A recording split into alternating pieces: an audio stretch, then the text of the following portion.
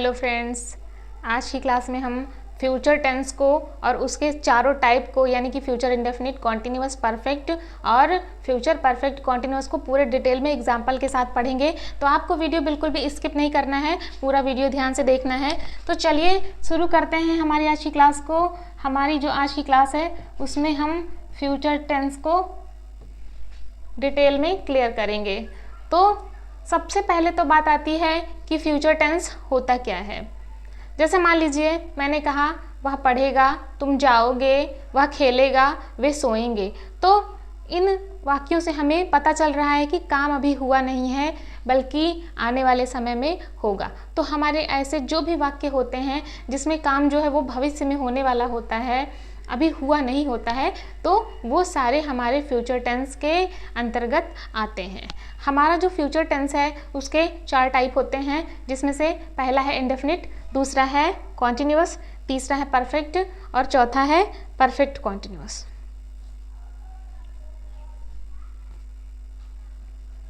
तो सबसे पहले तो हम बात करते हैं फ्यूचर इंडेफिनिट के बारे में। हमारा जो फ्यूचर इंडेफिनिट होता है इसमें सबसे पहले हमें इसकी पहचान जाननी है। इसमें आप देखेंगे कि वाक्य के अंत में गा गेगी आता है, जैसे वह जाएगा, तुम पढ़ोगे, वे खेलेंगे। तो इस तरीके से वाक्य के अंत में गा गी गे आता है। फिर बात आती है स्ट्रक्चर की। तो स्ट्रक्चर में हमारा जो सबसे पहले आएगा वो है सब्जेक्ट, उसके बाद हेल्पिंग वर्ब होगी विल या शैल, वर्ब की फर्स्ट फॉर्म लगेगी और उसके बाद होगा ऑब्जेक्ट। ये है स्ट्रक्चर। यहाँ पर जो हेल्पिंग वर्ब होती है वो विल या शैल होती है। अब बात करते हैं इसके कुछ एग्जाम्पल्स ले लेते हैं। जैसे अगर मैंने कहा कि वह पढ़ेगा, तो इसमें सब्जेक्ट क्या है, वह पढ़ेगा, इसमें सब्जेक्ट क्या है, वह है, तो ये हो जाएगा ही, और ही के साथ क्या लगेगा विल, उसके बाद रीड।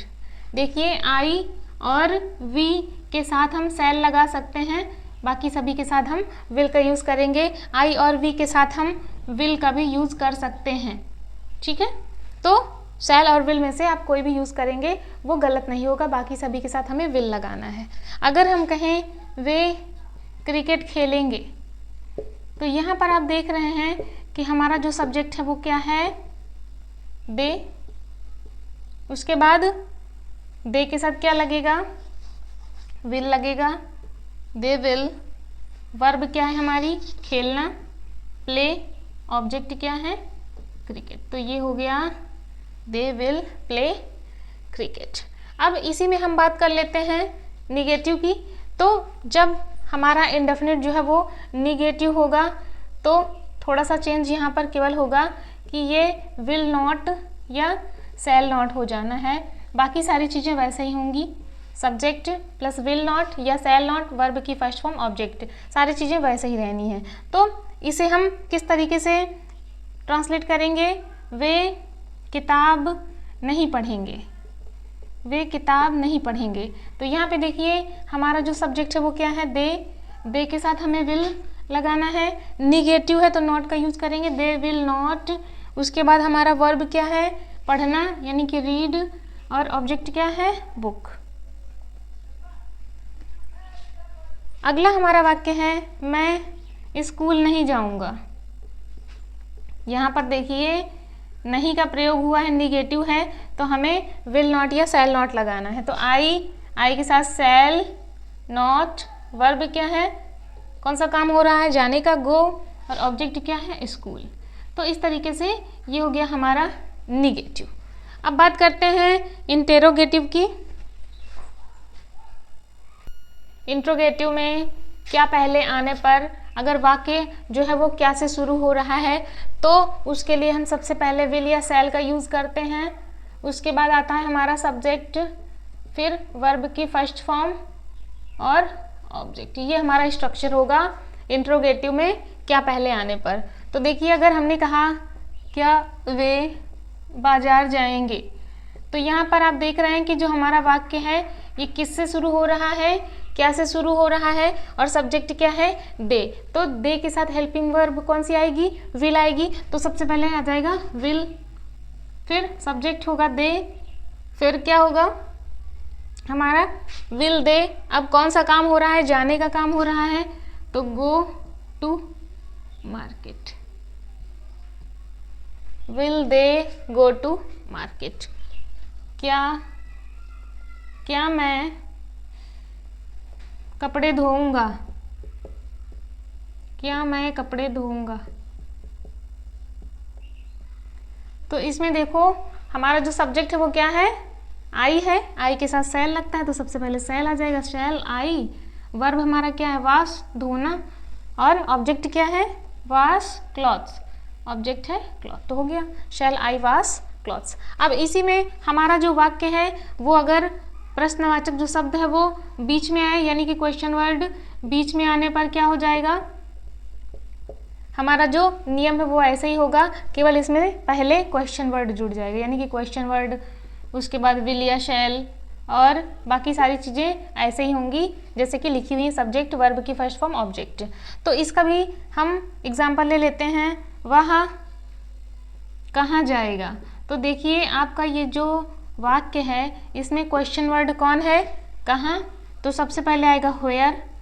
अब सब्जेक्ट इसमें क्या है, वह है, वह के साथ कौन सी हेल्पिंग वर्ब आती है, विल आता है, तो व्हेयर विल, उसके बाद सब्जेक्ट हो जाएगा। फिर हमारा वर्ब क्या है, जाना, गो, ऑब्जेक्ट कुछ भी नहीं है, व्हेयर विल ही गो।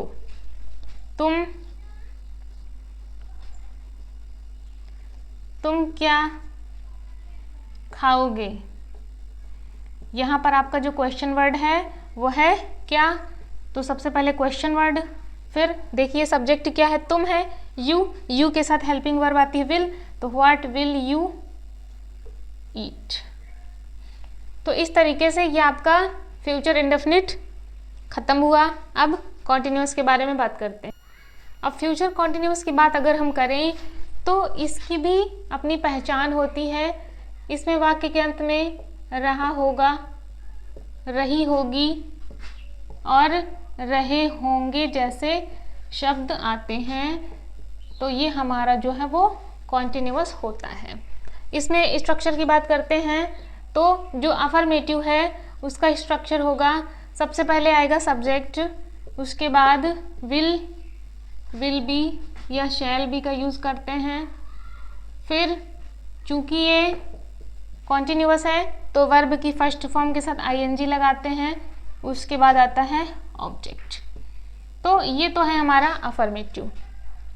अब यहीं पर अगर हम निगेटिव की भी बात कर लें, निगेटिव की भी अगर हम यहीं पर बात कर लें तो सब्जेक्ट, फिर विल नॉट बी या शैल नॉट बी होता है, यानी कि विल बी शैल बी के बीच में नॉट लग जाता है, वर्ब की फर्स्ट फॉर्म आईएनजी और ऑब्जेक्ट हो गया, ये होता है निगेटिव। तो पहले इन दोनों के एग्जाम्पल्स देख लेते हैं जरा।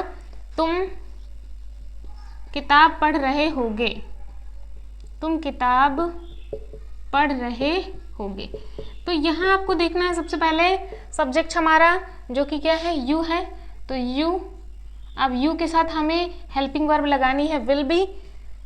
काम कौन सा हो रहा है, पढ़ने का, तो वर्ब की फर्स्ट फॉर्म रीड होगा, आईएनजी लगेगा तो रीडिंग हो जाएगा। ऑब्जेक्ट है ए बुक, तो ये हो गया you will be reading a book. मैं खाना बना रहा हूँगा, बना रहा हूँगा। अब यहाँ पे देखिए आपका सब्जेक्ट क्या है, आई, हेल्पिंग वर्ब कौन सी लगनी है, shall be, I shall be, verb क्या है मेक, और आईएनजी लगेगा तो मेकिंग हो जाएगा, क्योंकि यहाँ पर आपको आईएनजी लगाना है, तो आई शैल बी मेकिंग, और ऑब्जेक्ट क्या है फूड, हो गया आई शैल बी मेकिंग फूड। अब यहीं पर अगर हम निगेटिव की बात करते हैं तो तुम किताब नहीं पढ़ रहे होगे, तुम किताब नहीं पढ़ रहे होगे, तो यू विल नॉट बी, यहाँ पर आपको विल नॉट बी कर देना है, यू विल नॉट बी,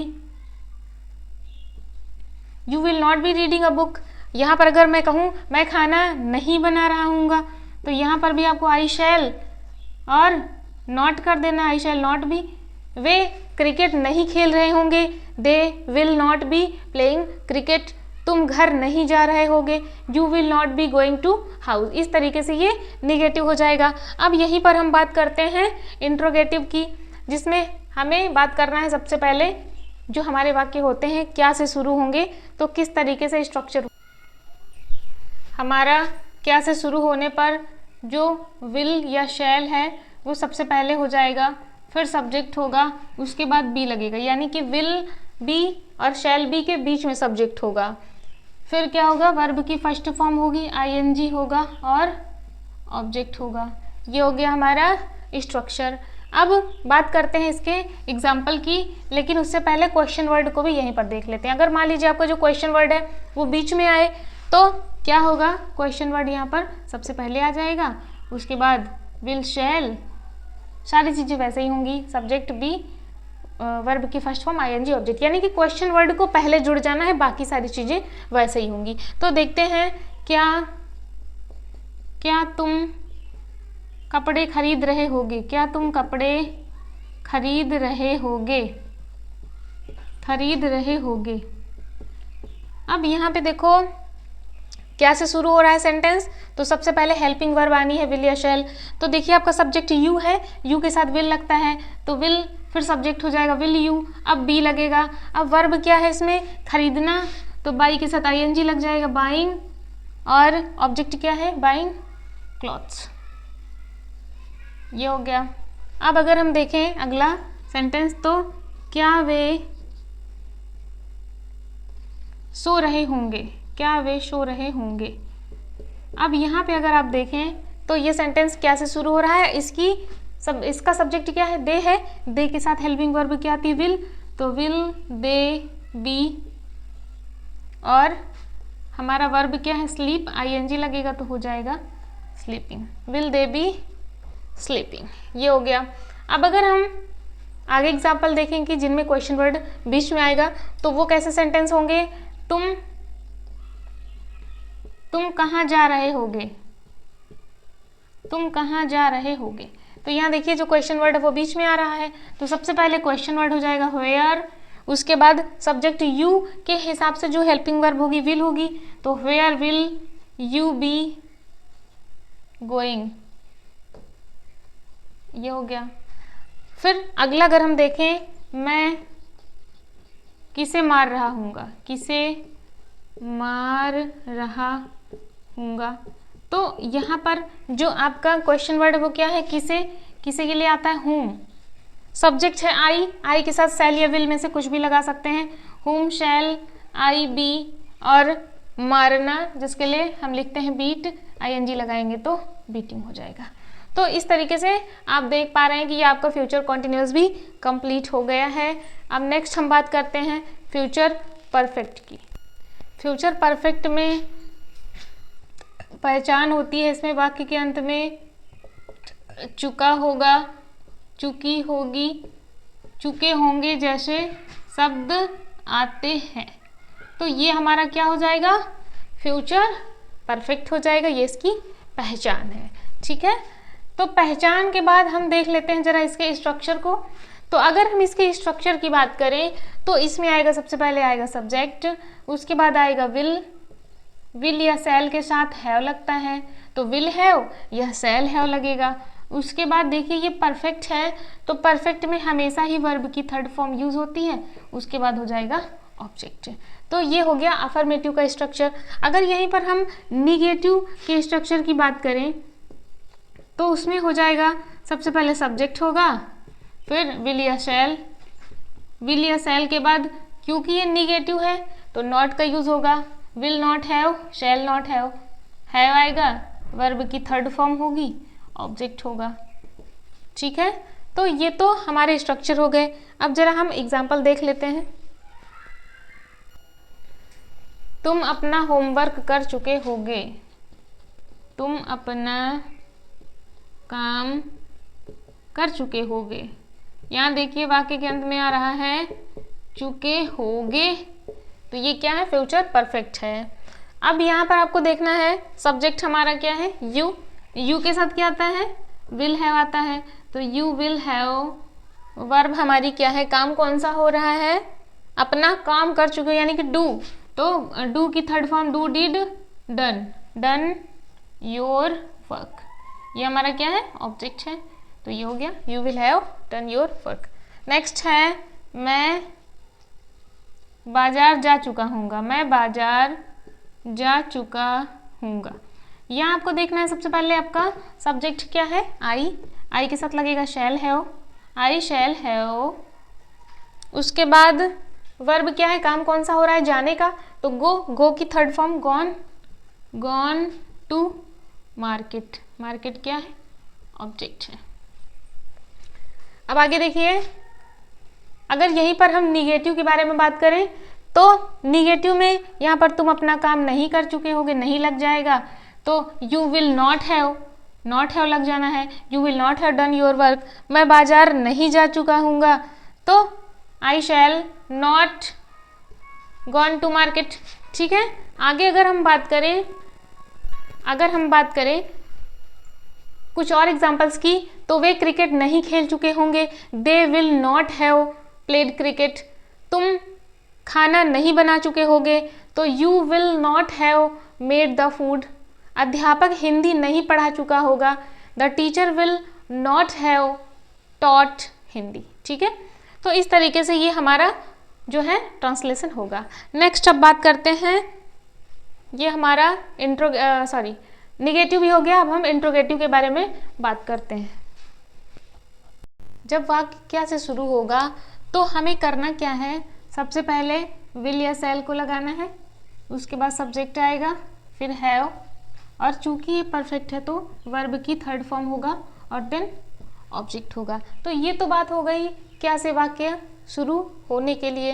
अब अगर क्वेश्चन वर्ड बीच में आएगा तो हमारा जो क्वेश्चन वर्ड है वो सबसे पहले हो जाएगा, उसके बाद विल या शैल, सब्जेक्ट, हैव, बाकी सारी चीज़ें वैसे ही होंगी। तो क्या से शुरू होने पर और क्वेश्चन वर्ड बीच में आने पर जो स्ट्रक्चर होता है सेम होता है, बस थोड़ा सा अंतर होता है कि उसमें क्वेश्चन वर्ड पहले जुड़ जाता है और जब क्या से शुरू होगा तो विल या शैल पहले आ जाएगा। तो चलिए इससे रिलेटेड, इनसे संबंधित एग्जाम्पल देखते हैं।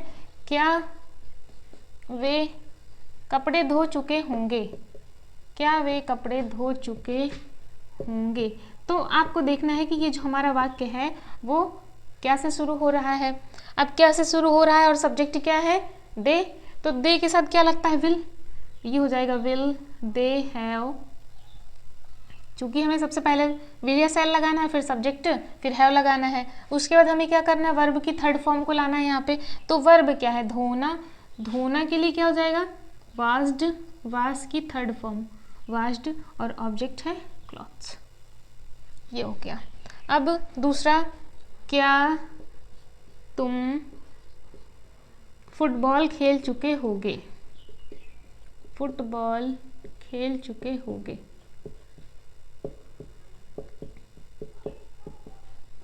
अब देखिए क्या से शुरू हो रहा है और सब्जेक्ट क्या है, तुम, तो यू के साथ हमारी हेल्पिंग वर्ब आती है विल, तो सबसे पहले हो जाएगा विल, फिर सब्जेक्ट होगा, फिर हैव, उसके बाद वर्ब क्या है, खेलना, तो प्ले की थर्ड फॉर्म प्लेड, और ऑब्जेक्ट क्या है, फुटबॉल।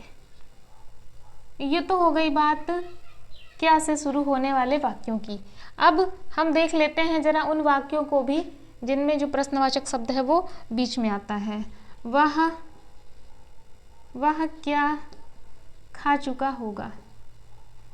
यहाँ देखिए जो क्वेश्चन वर्ड है वो बीच में आ रहा है, तो सबसे पहले आएगा क्वेश्चन वर्ड व्हाट, उसके बाद हेल्पिंग वर्ब विल या शैल, ही के साथ विल लगता है, फिर ही, फिर हैव, सब्जेक्ट, उसके बाद वर्ब आना है। वर्ब क्या है, वर्ब क्या है, ईट, ईट की third form eaten, what will he have eaten. अगला है तुम कहाँ जा रहे होगे, तुम कहाँ जा रहे होगे। तो आपको देखना है इसमें सबसे पहले क्वेश्चन वर्ड वेयर, सब्जेक्ट हमारा है तुम, यू के साथ हेल्पिंग वर्ब विल आती है, तो वेयर विल यू हैव, उसके बाद वर्ब आना है। वर्ब क्या है, जाना, गो, वेंट, गॉन। ये हो गया। अब ये हमारा, ये तो बात हो गई फ्यूचर परफेक्ट की। अब आगे बात करते हैं फ्यूचर परफेक्ट कॉन्टिन्यूअस टेंस की। अगर हम बात करें फ्यूचर परफेक्ट कॉन्टिन्यूअस की, तो इसमें हमारा रहा होगा, रही होगी और रहे होंगे, ये तो आता ही है। इसके साथ साथ हमें समय भी दिया गया होता है। जैसे वह 2 घंटे से खेल रहा होगा, तुम सुबह से सो रहे होगे, वे 3 बजे से स्कूल जा रहे होंगे। तो ऐसे हमारे वाक्य होते हैं। सबसे पहले तो हम देख लेते हैं स्ट्रक्चर अफर्मेटिव का। तो जो हमारा स्ट्रक्चर होगा अफर्मेटिव का वो ये है कि सबसे पहले आएगा इसमें सब्जेक्ट, उसके बाद विल या शैल होगा, विल या शैल के बाद आएगी हैव बीन, उसके बाद क्योंकि ये इसमें कॉन्टिन्यूअस भी है ये, यानी कि परफेक्ट और कॉन्टिन्यूअस को मिला करके बना है, तो वर्ब की फर्स्ट फॉर्म के साथ आईएनजी होगा, उसके बाद ऑब्जेक्ट होगा और सिंस या फॉर का यूज़ होगा इसमें, क्योंकि हमारे जितने भी परफेक्ट कॉन्टिन्यूअस टेंस होते हैं उनमें हम सिंस फॉर का यूज़ करते हैं। और उसके बाद होगा टाइम, क्योंकि हमें यहाँ टाइम दिया होता है। अब अगर हम यहीं पर निगेटिव की बात करें तो निगेटिव में सब्जेक्ट होगा, विल या शैल होगा और उसके बाद नॉट हैव बीन हो जाएगा। बाकी सारी चीज़ें वैसे ही होंगी, वर्ब की first form ING, object, since for, time, सारी चीज़ें वैसे ही होंगी। तो चलिए एग्जांपल देख लेते हैं। तुम सुबह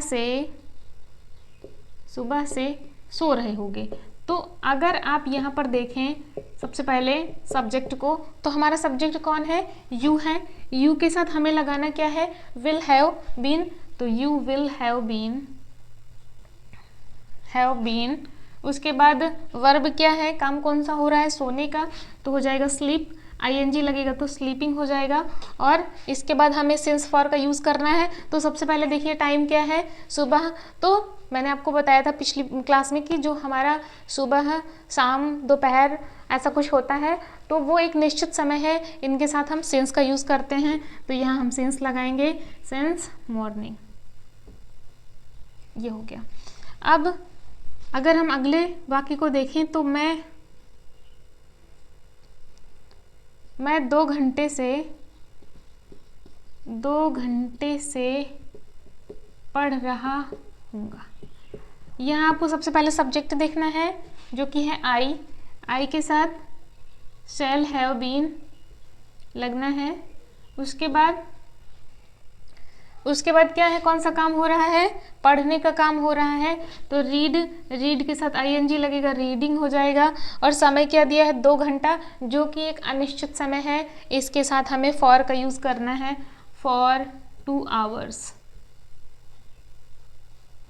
अब यहीं पर अगर हम बात कर लें निगेटिव सेंटेंस की, तुम सुबह से नहीं सो रहे होगे। You will not have been sleeping since morning. मैं 2 घंटे से नहीं पढ़ रहा हूँगा। I shall not have been reading for 2 hours. मैं 2 बजे से नहीं पढ़ रहा हूँगा।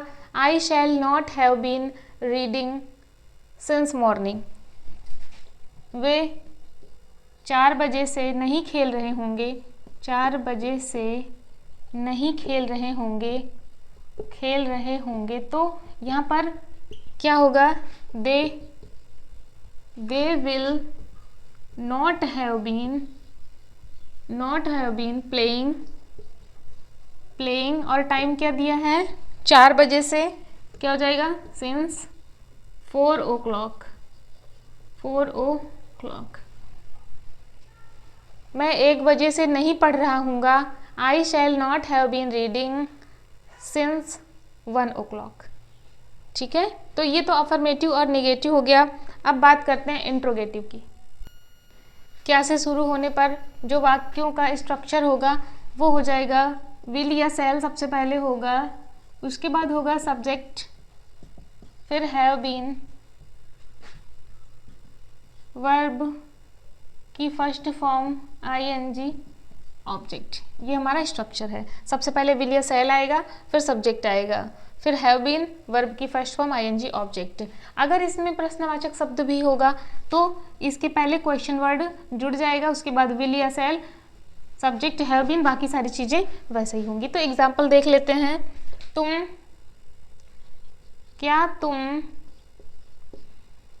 3 दिन से 3 दिन से सो रहे होगे। यहाँ आप देखिए आपका सब्जेक्ट क्या है, तुम है, यू है, तो सबसे पहले आएगा विल, फिर सब्जेक्ट होगा, फिर हैव बीन होगा, हैव बीन हो गया। उसके बाद होगा वर्ब, वर्ब क्या है, सोना, स्लीप, आईएनजी लगेगा तो स्लीपिंग हो जाएगा। और टाइम आपको क्या दिया है, 3 दिन, जो कि निश्चित नहीं है, तो फॉर 3 days, ये हो गया। अब अगला देखते हैं, क्या मैं 4 सालों से या 4 महीने से यहाँ रह रहा हूँगा, यहाँ रह रहा हूँगा। तो इसमें क्या हो जाएगा, क्या मैं यानी कि shall I have been living here, कब से, 4 महीने से। 4 महीना एक अनिश्चित समय है, तो फॉर 4 महीने, फॉर 4 months। इसके साथ हमें क्या करना है, 4 महीने के साथ हमें फॉर का यूज करना है। आगे अगर हम कहें कि तुम कब से